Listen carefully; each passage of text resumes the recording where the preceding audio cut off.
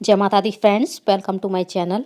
इस वीडियो में आज मैं आपके साथ शेयर कर रही हूँ मकर संक्रांति पर आप कौन कौन सी चीज़ें दान में दे सकते हैं। मकर संक्रांति पर दान की हुई चीज़ों का हमें 100 गुना फल प्राप्त होता है। मकर संक्रांति का पर्व सूर्य के धनु राशि से निकलकर मकर राशि में प्रवेश करने पर मनाया जाता है और हिंदू पंचांग के अनुसार यह पर्व 14 या 15 जनवरी को मनाया जाता है। इस वर्ष सन 2023 में यह पर्व 15 जनवरी को मनाया जाएगा। चलिए आइए देख लेते हैं मकर संक्रांति पर हमें कौन कौन सी वस्तुएं दान करनी चाहिए। तो सबसे पहले मकर संक्रांति पर हमें खिचड़ी दान करनी होती है। आप चाहें तो दाल और चावल अलग से भी दान कर सकते हैं या फिर चावल और दाल मिक्स करके भी आप खिचड़ी का दान मकर संक्रांति पर कर सकते हैं। मकर संक्रांति के दिन खिचड़ी के साथ साथ नमक का दान भी किया जाता है। तो आप इस तरह से नमक लेना है। नमक आप लाहौरी नमक भी ले सकते हैं, यानी सेंधा नमक जो व्रत वाला होता है, या फिर आप इस तरह का नॉर्मल नमक भी ले सकते हैं। उसके बाद आपको लेनी होती है मिर्च। आप इस तरह से सजी मिर्च का भी दान कर सकते हैं या फिर आप पिसी मिर्ची पाउडर का भी दान कर सकते हैं। उसके बाद आपको लेनी होती है दाल खिचड़ी में मिलाने के लिए। खिचड़ी में आप इस तरह की मूंग की दाल या फिर आप उड़द की काली दाल का भी दान कर सकते हैं।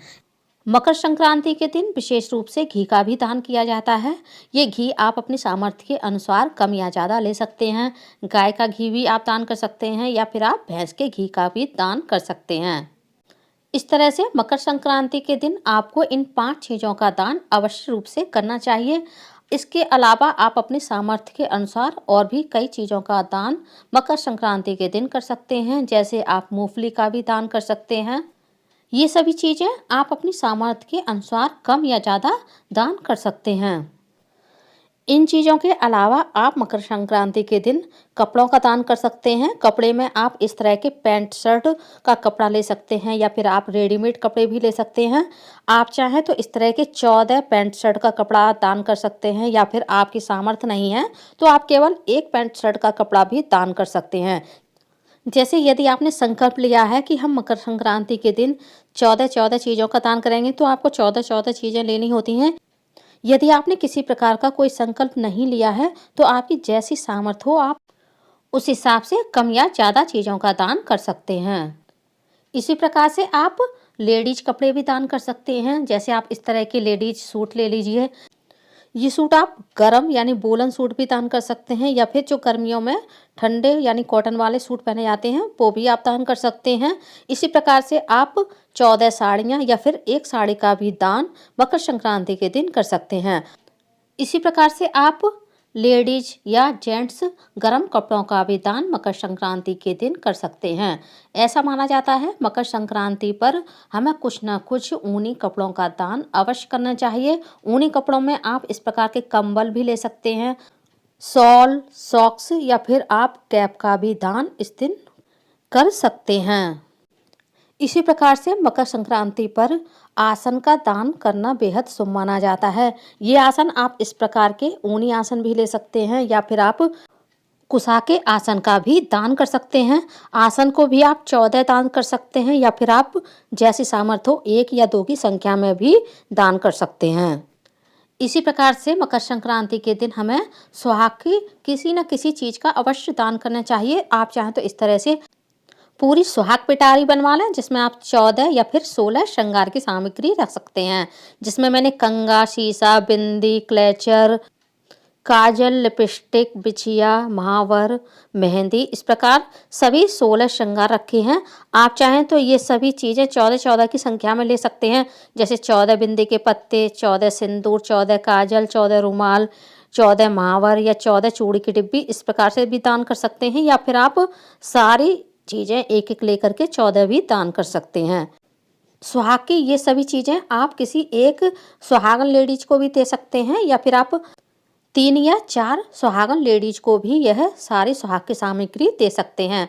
जब भी आप 3 या 4 लोगों को जो भी सुहाग की सामग्री दें या अन्य कोई चीज़ दें तो आप कुछ ना कुछ दक्षिणा उसके साथ अवश्य दें। दक्षिणा में आप अपनी सामर्थ्य के अनुसार 5, 10, 100, 51 जैसी चाहें आप दक्षिणा उनको अवश्य दें।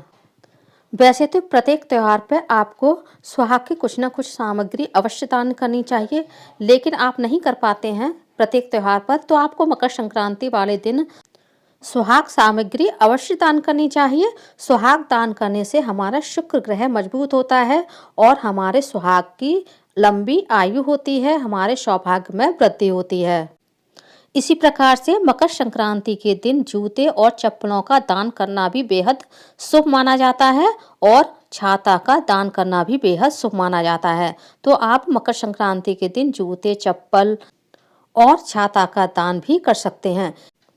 इसी प्रकार से मार्केट में इस तरह की छोटी छोटी चौकी पूजा की मिलती हैं, आप इनका भी दान मकर संक्रांति के दिन कर सकते हैं। मकर संक्रांति के दिन आप इस तरह के पीतल के, चांदी के, सोने के या फिर स्टील के, तांबे के बर्तनों का भी दान कर सकते हैं। आप चाहें तो एक ही प्रकार के ये सभी बर्तन 14-14 भी दान कर सकते हैं या फिर आप 1-2 बर्तन भी दान कर सकते हैं। इस प्रकार की क्रॉकरी भी हमारे घर में बहुत सारी रखी होती है, तो आप इस प्रकार के बर्तनों का भी दान कर सकते हैं।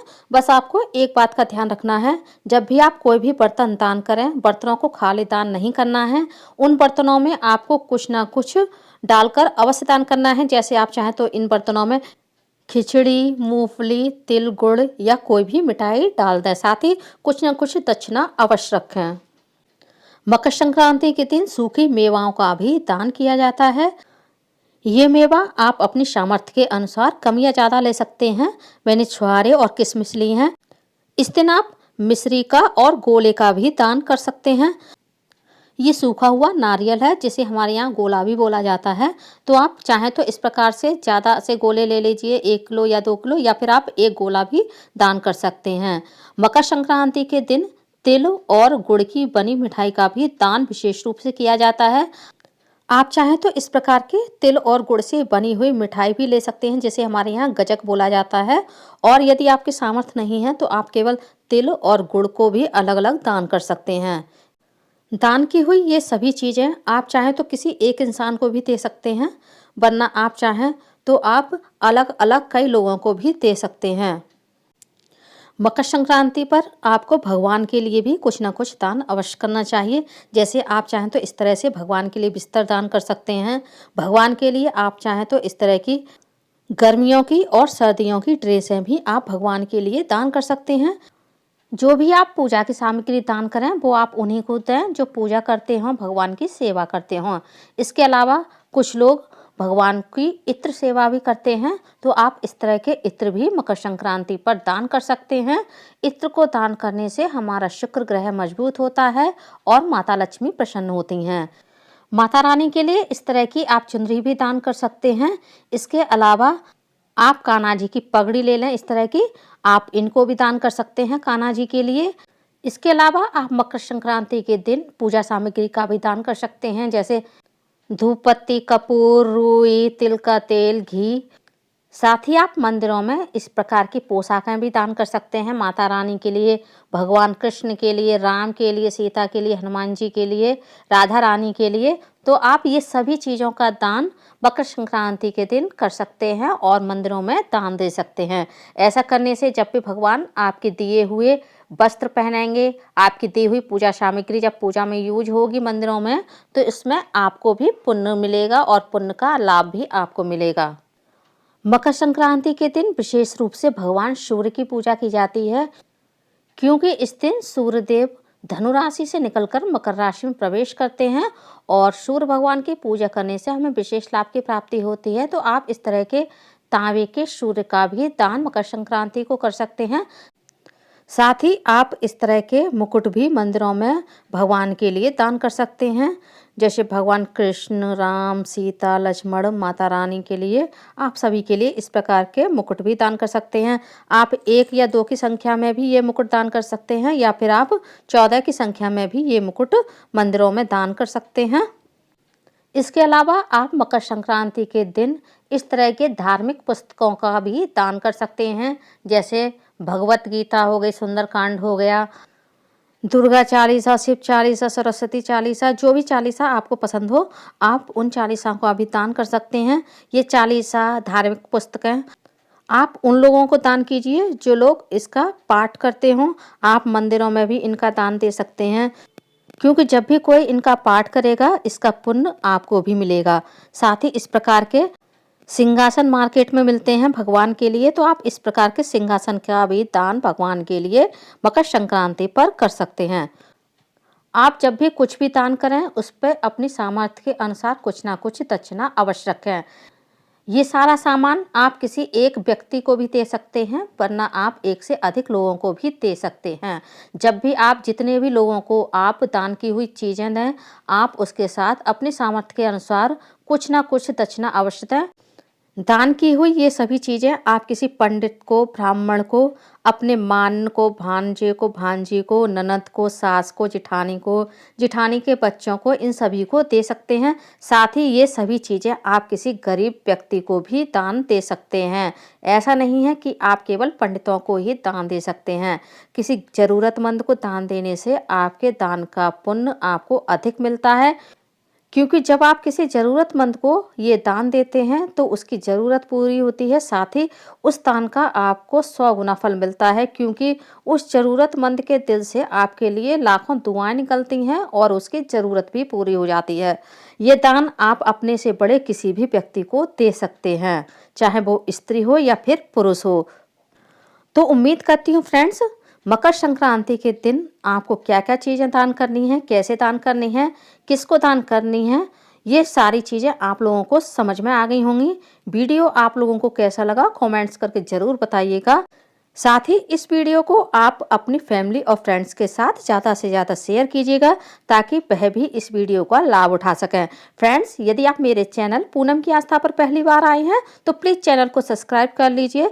साथ ही बेल आइकन को प्रेस कर दीजिए, ताकि हमारे आने वाली सारी लेटेस्ट वीडियो की नोटिफिकेशन आप लोगों को टाइम से मिल सके।